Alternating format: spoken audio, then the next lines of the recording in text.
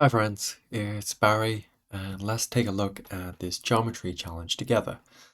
So these are four right triangles. What's the area of one triangle only?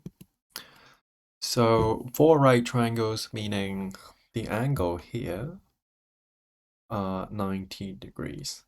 And it makes sense because 90 multiplied by 4, that is 360.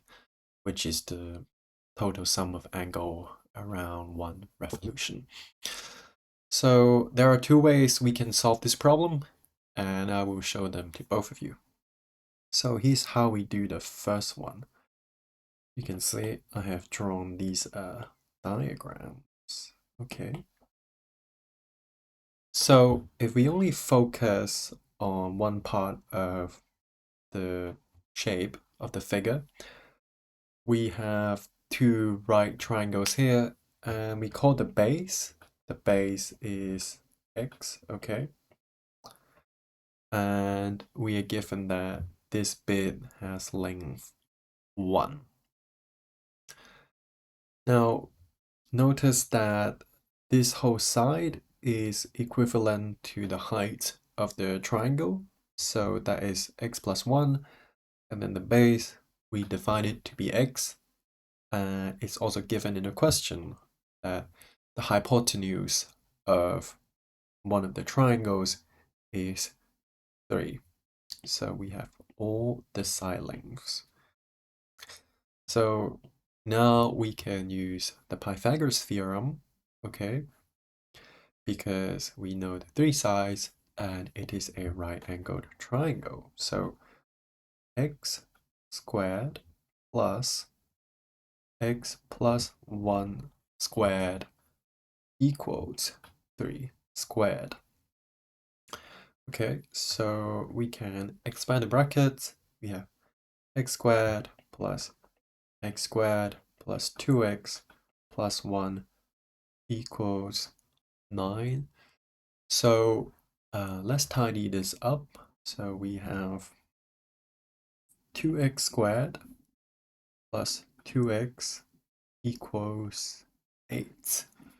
Now, at this point, we can solve for x using the quadratic formula, or we factorize the expression. But let's think about what we really want to find, which is the area of one triangle only. So what is the area? Well, the area of one triangle is just half multiplied by the height, which is x plus 1, and its base, right? And if we expand this out, we get a half times x squared plus x. Now notice this expression x squared plus x is sort of what we have here, right? And we know the whole expression of the right triangle is a half multiplied by that. So what we can do is to divide this whole equation, both sides of the equations, by a quarter. So we divide by 4. So we get 1/4 2x squared plus 2x, and 8 divided by 4, that is just 2. So finally, we have half x squared plus x, that is 2. So notice we don't have to find the individual values of x in order to answer our question. Now this is the algebra way, and now I'm going to show you the more beautiful, more elegant geometrical way. So let's look at this diagram here. We rearrange the shapes so that it forms this square. Now this square has a smaller square in the middle. The smaller square in the middle has area 1 times 1, which is 1. And the outer square, the whole square, has area 3 times 3, which is 9.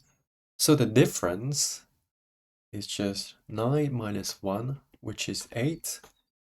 And the number 8 represents the area of 4 right triangles. So to find just one right triangle, we divide it by 4. And so the answer is 2.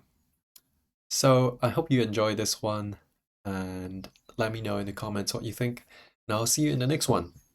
Bye.